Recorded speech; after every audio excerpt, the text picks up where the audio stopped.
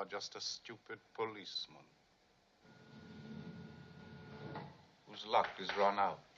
He's the first Bond villain, and because many of the distinguishing traits of a great Bond villain were laid down by Dr. No, that's enough to warrant his spot on this list. But I'd be remiss if I didn't draw focus to the real success of Dr. No, the presentation. As I've said in previous videos, if you're going to go with the puppet master villain, the payoff has got to be worth the build-up. And what's more, the build-up has got to succeed in sparking intrigue in your audience. Otherwise, they're going to jump off the hype train before it builds up steam. The audience needs to feel the extent of the villain's reach. Dr. No is already an intriguing villain because of his ostensibly effortless knack he has for killing people who are investigating him. But even more so, the way failed hitmen would rather take a suicide pill instead of facing Dr. No's wrath. This intrigues you into wondering, if this is the fear Dr. No inspires, then I can only imagine how terrifying he really is. So, the fact that Dr. No finally shows up 3/4 into the movie and immediately justifies the hype speaks volumes for the way he's presented.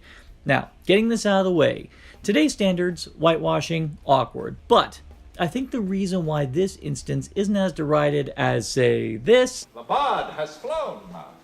One of us is yellow. or this, Where's the butler? Butler completely murdered. and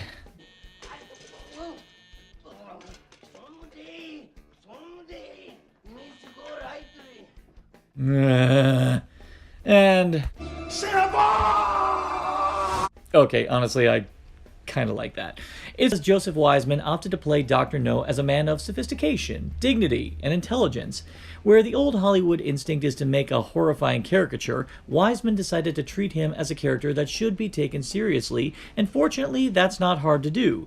Immediately, when he comes into the room, it's made abundantly clear that he is not one to be screwed with.